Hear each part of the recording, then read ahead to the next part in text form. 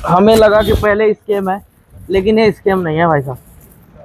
ये चैम्बर के नट से सही में ही निकला है। अब पता नहीं कैसे निकल गया, ये तो पता नहीं है। क्रैंक में प्ले आ गई है, इसका मतलब क्या है, ये सही से निकल गया। तो हुआ यूं कि टाटा की गाड़ी है, ये कस्टमर सर्विस कराने लेके गए। सर्विस हो रही है, वेटिंग रूम में बैठे हुए हैं। इनको फोन आता है कि सर इधर आ जाइए, आपके चैम्बर से थर्स वार्सल निकला है।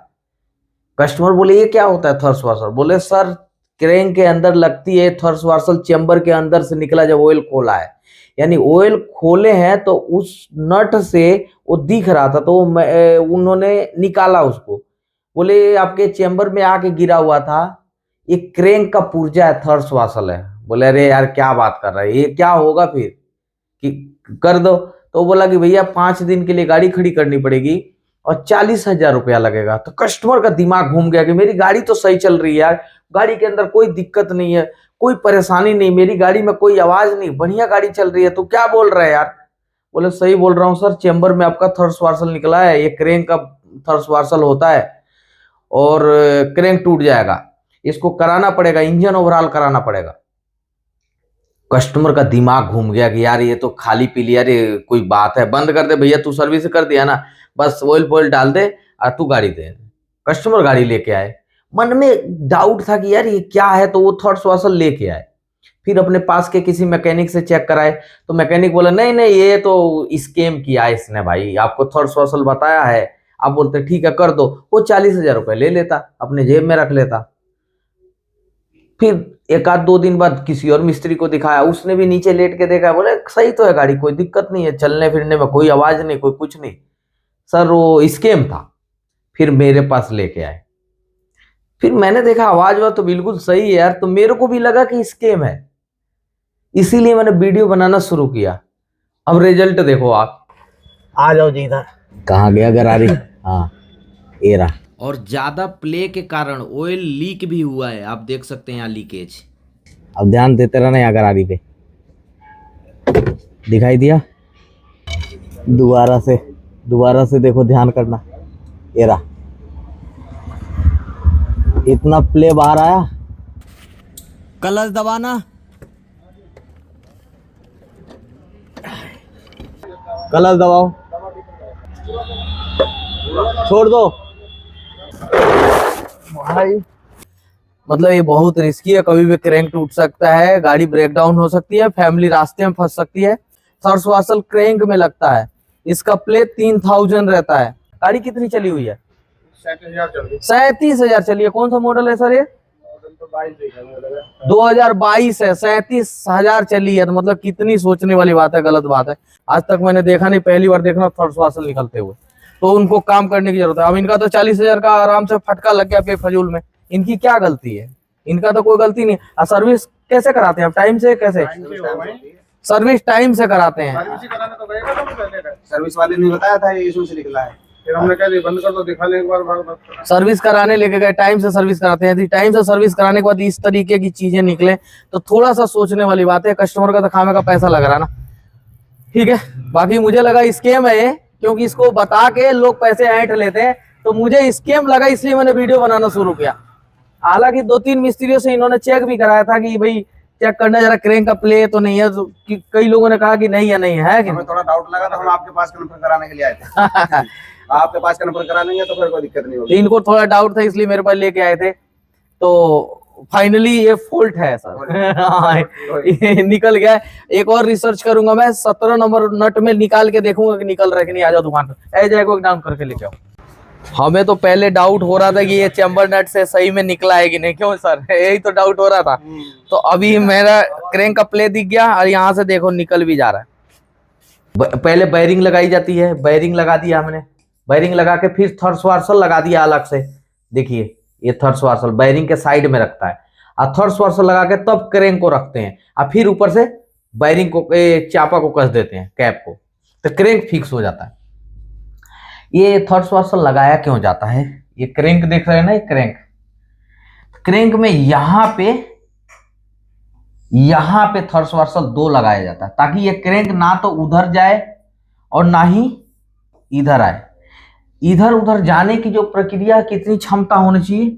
0.3000 THOUSAND 1000, यानी कि 0.15 mm में समझिए, यानी 1 mm भी नहीं, 1 mm का 7 हिस्सा करेंगे उतना, यानी 0.15 mm का गैप होता है इधर से लेके इधर तक का, मतलब सरकने का, ठीक है, ये गैप होता है।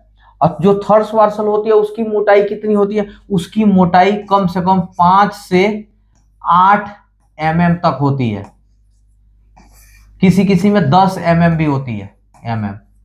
तो 10 mm का थर्ड स्वार्सल है, और उसमें प्ले कितनी होगी, 1 mm भी प्ले नहीं होती है, यानी कि 0.15 mm प्ले होता है। तो अब क्रेंक का ये जो थर्ड स्वार्सल है कैसे गिर गया, यानी कि प्ले ज्यादा हुई है कहीं से, या तो पहले मैन्युफैक्चरिंग डिफेक्ट हुआ है या फिर किसी कारणवश कट गया। अब कस्टमर तो बता रहे हैं कि सर्विस टाइम टू टेबल कराया है, तो किसी कारणवश ये क्रेंक कट गई है। क्रेंक कटने का मेन कारण होता है सर्विस, यदि सर्विस टाइम से नहीं हुआ तो क्रेंक कट जाती है। तो किसी कारणवश ये कट गया, कटने की वजह से कितना गैप हो गया, ये 5 mm से 8 mm या 10 mm का गैप हो गया, जिसकी वजह से थर्ड स्वार्सल गिर गया नीचे। ऐसा तो गिरेगा नहीं, क्योंकि उसका गैप ही 1 mm भी गैप नहीं है, वो है 8 से 10 mm का थर्ड स्वार्सल, तो गिरना नहीं चाहिए। लेकिन जब इतना गैप इसमें प्ले आ जाएगा 8 mm का या 5 mm का, तभी तो थर्ड स्वार्सल गिरेगा। तो ये थर्ड स्वार्सल यहां से गिर गया, बस एक ही जगह लगा होता है बस, बाकी इधर भी कहीं नहीं थर्ड स्वार्सल लगा जाता है, और ना इधर कहीं भी लगा रहता है, खाली बीच में लगा रहता है, ताकि इधर उधर क्रेंक को जाने नहीं देगा। इधर उधर क्यों नहीं जाने देगा, क्योंकि क्रेंक में हमेशा बार बार लोड पड़ता है। यहाँ पे लगा होता है फ्लाई व्हील, यहाँ पे लगा होता है क्लच, और क्लच के आगे लगा होता है एक बैरिंग। अब जितनी बार आप पैडल को प्रेस करेंगे तो बैरिंग पे लोड पड़ेगा, अब बैरिंग पे लोड पड़ेगा तो ये क्लच दबाएगा क्रेंक को, और क्रेंक में प्ले ज्यादा होगी तो क्या होगा, क्रेंक इधर आएगा, और इधर आएगा तो यहाँ जो टाइमिंग गरारी या टाइमिंग बेल्ट है वो उतर जाएगा, नीचे उतर जाएगा। तो सफारी में देखते होंगे टाइमिंग बेल्ट बाहर निकलता रहता है, कट कट के चलता है। सफारी में बहुत सारा टाइमिंग बेल्ट का शिकायत रहता है कि यार मैं तो 15 दिन पहले बेल्ट डलवाया कट गया, यार मैं 10 बार बेल्ट जला चुका हूं 1500 चलता है कट जाता है। क्यों कटता है, इसमें प्ले रहती है, जितनी बार क्लच दबाएंगे क्रेंक हमारा इधर आएगा, या फिर क्लच छोड़ेंगे तो क्रेंक उधर जाएगा, जिसकी वजह से बेल्ट उतरेगा बार बार और कटता रहेगा। तो इसके लिए एक थर्ड स्वार्सल दे दिया। इसके लिए क्या किया कंपनी ने, थर्ड स्वार्सल दे दिया, ताकि हमारा इधर उधर क्रेंक नहीं जाएगा। ठीक है जी, ये पहले मिटा लेता हूं, ताकि क्रेंक ना तो इधर जाए या ना ही उधर जाए, यानी क्रेंक एक सही लाइन लेंथ में चले, जिसकी वजह से हमारा कनेक्टिंग रोड भी सीधी चलती रहे, पिस्टन भी टेढ़ा ना हो, क्योंकि यहां भी वियर आता है। इसके लिए थोड़ा सा भी क्रेंक मान के चलो इधर खसक गया तो ये रोड टेढ़ी हो गई ना, ये रोड ऐसी हो गई, टेढ़ी हो गई, टेढ़ी। तो अब जो थ्रस्ट लगेगा यहाँ पे पिस्टन नीचे जाने के लिए, तो थोड़ा सा पिस्टन टेढ़ा होगा ना, तो वियर होगा, यहाँ घिसेगा पिस्टन। इसीलिए थर्ड स्वार्सल बहुत जरूरी है, प्ले कम कर रखना चाहिए, इससे पिस्टन भी घिसता है। तो इसके लिए प्ले को कम रखा जाता है, ताकि ज्यादा क्रेंक इधर उधर ना जाए, क्योंकि इधर भी लोड पड़ रहा है, टाइमिंग की तरफ भी लोड पड़ रहा है, तो बार बार क्लच यूज करना, प्ले ज्यादा रहेगा, इधर उधर भागेगा, ज्यादा वियर होगा, पिस्टन कटते रहेंगे। इसके लिए दिया जाता। अब कट गया, तो अब कटने से किसका नुकसान है, ग्राहक का तो ज्यादा नुकसान है, ग्राहक तो कर रहा है टाइम टू टेबल सर्विस कराया। अब नुकसान क्या है, इस थर्ड स्वार्सल को कैसे, कितना आसान है बदलना। तो बदलने के लिए देखो थर्ड स्वार्सल, ये क्रेंक देख रहे हैं ना, नीचे लगा हुआ है क्रेंक, ये सारे क्रेंक, और ये है क्रेंक। तो अब क्रेंक का काम कराने के लिए खरादिया को क्रेंक भेजना पड़ेगा। तो क्रेंक के लिए ये कनेक्टिंग रोड जो देख रहे हैं ना, ये इसको भी डिसकनेक्ट करना पड़ेगा, कनेक्टिंग रोड को भी निकालना पड़ेगा, कैप निकालना पड़ेगा।